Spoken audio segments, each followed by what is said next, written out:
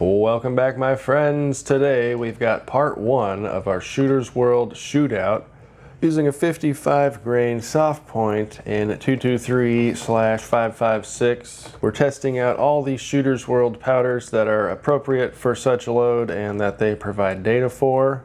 And today we're starting with Shooter's World Blackout.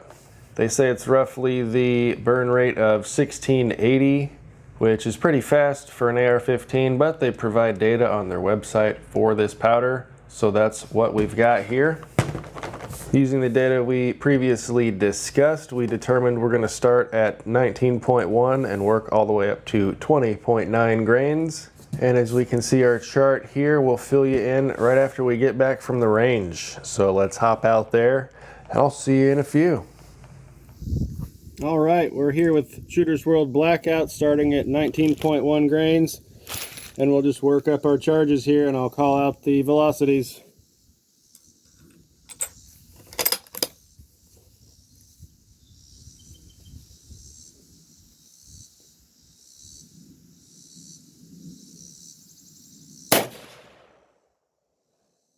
.2751.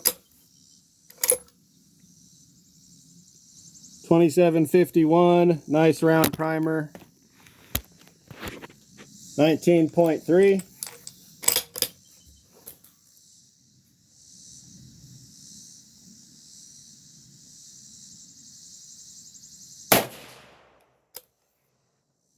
2800. 19.3, 2800, no pressure signs.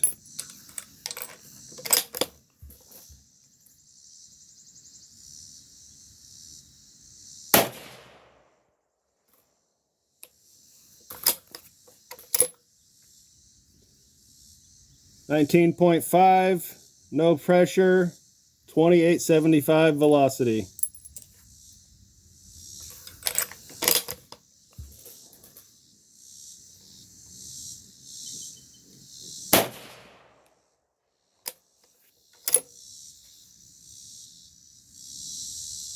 .7, 2913.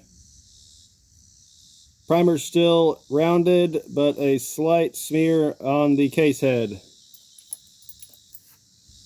19.9.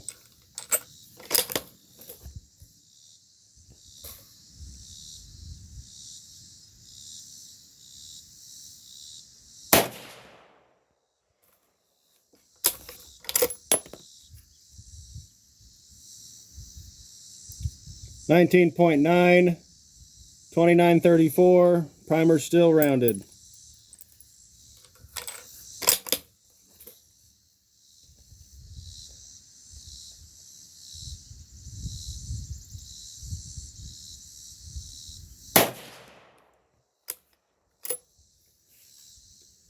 .1 grains, no pressure signs, 2950 velocity.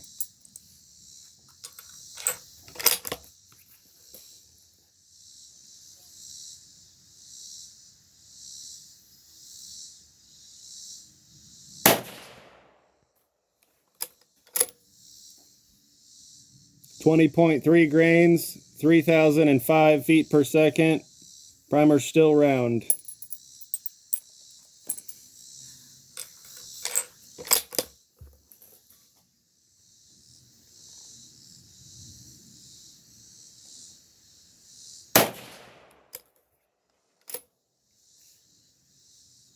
.3 grains, 3054 feet per second.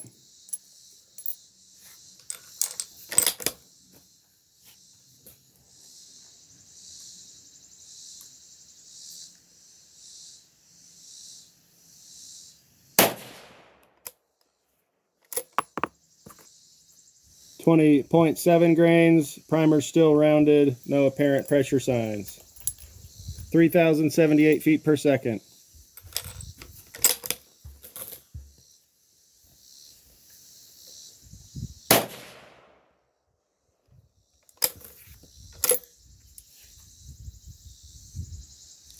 .9 grains. We have a smear on the case head. Primer starting to crater. Velocity 3192. Alrighty, we are back from the range, and unfortunately I've already resized and reused the brass, so we cannot look at any of the pressure signs. But if we recall, I said flattened primer cratering and excessive ejector smearing on the case head there with our final charge. So we're definitely not going to go 2/10 above the maximum that they actually provide. So this is a no-no right here. We're not going to jump up this way.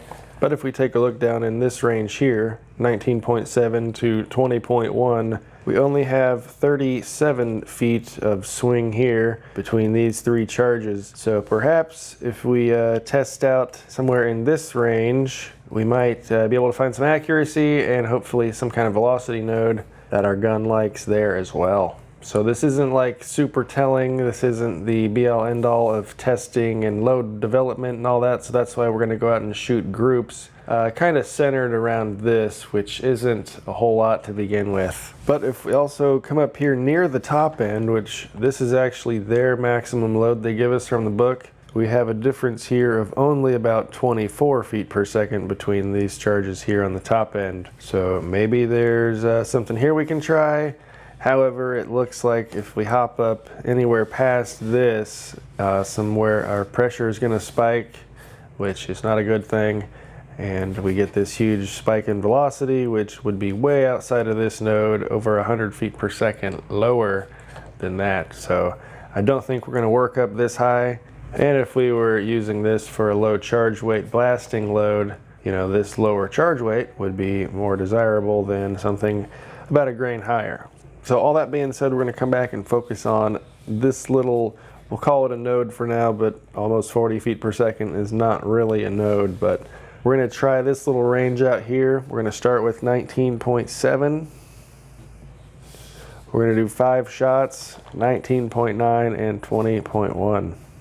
So we're going to come back and test 5 shots with each of these charges, and we're going to be running the chronograph as well, so we'll see how it groups as well as the SD numbers on the chronograph, so we can see if this actually is a velocity node somewhere in the middle here. So if we land here and it's plus or minus, you know, 10 or 20 feet per second, we'll be on either side of this, which isn't horrible, again, for a 5.56 blasting load. So we're going to try these 3 charges here, 5 shots each, and we'll get back with you on the next episode. So this was just a quick review of our Satterlee method test here for the Shooter's World Shootout with our 5.56 55 grain soft point bullet. Stay tuned for more. We're going to go out and shoot some groups as well as some extra chronograph data along with that and see if this is perhaps a node. However, note that it was 98 degrees out on that day and the temperature has since cooled and now we're down in the 80s. So we might not see the same velocities here depending on how temperature stable this powder is. Anyways, if you enjoy this sort of content, make sure to like the video and subscribe to the channel if you're not already. You can also support us on patreon.com/dummyround. Thanks again for stopping in. We will see you guys in the next video. Have a good one.